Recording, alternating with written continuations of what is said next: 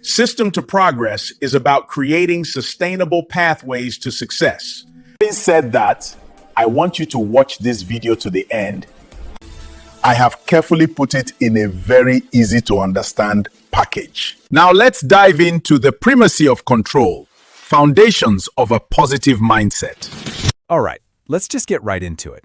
How many times have you been in a tough spot and someone tells you to just think positive? I mean, it's got to be the most common piece of advice in the world, right? But what if it's also the most common lie? Yep, you heard me. That single most popular bit of self-help advice you've ever gotten, it's fundamentally, and I mean scientifically, wrong. It actually sets you up for failure, and today, we're going to figure out exactly why. You see this idea everywhere, that a happy, successful life just begins with choosing a positive mindset. It sounds so simple, so nice. But you know, psychology tells a very, very different story. Look, trying to force positivity when you feel like everything's spiraling out of control, it's like putting a little Band-Aid on a broken leg. It does nothing. It completely ignores what's actually wrong. You can't just decide to be happy if you don't have the right foundation in place first. And this leads us to what you might call the happiness trap. The very thing we're told will bring us joy is often the very thing that keeps us feeling stuck. So, what's the real answer? Well, this brings us to a fundamental law of how our minds work, one that is almost always ignored.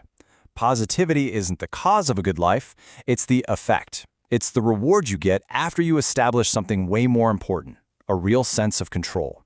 And look, the research on this is it's crystal clear.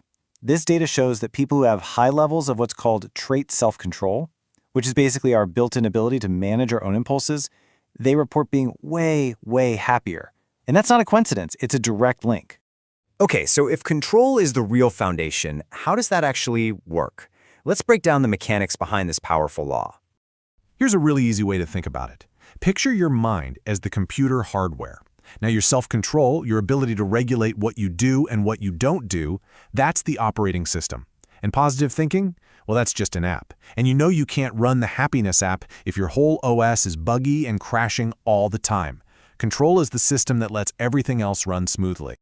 Now, self-control isn't just one thing. It really has two big jobs. First, you've got inhibitory control. That's all about stopping the bad stuff, right? Like resisting the urge to doom scroll on your phone at 2 in the morning. But just as important is initiatory control. That's the power to start doing the good stuff, like finally going to the gym or getting to work on that big project. See, people with high self-control are good at both. And this lets them develop something called a promotion focus. And this is a huge mental shift. Instead of living your life just trying to avoid failure and put out fires, you start actively chasing your goals and looking for ways to win. And that, right there, is where real, authentic happiness comes from. It's not about pretending the negative doesn't exist. It's about having the control to actively build the positive. You're actually steering the ship towards a destination you want, not just running around plugging leaks. Now, I know what some of you are probably thinking. A disciplined, controlled life sounds, well, let's be honest, it sounds kind of boring, right? Let's tackle that myth right now. This is probably the biggest misunderstanding about self-control. We imagine this life of constant struggle and sacrifice, just saying no to everything fun. But is that what the science actually shows us? Not at all. In fact, it's the total opposite. People with high self-control actually feel less emotional stress. And why is that? Because they set up their lives to avoid problems in the first place. They get into fewer battles with temptation, they spend way less time feeling guilty, and because of all that, they spend much more time feeling satisfied and content. The data shows that disciplined people actually experience what we call problematic desires far less often.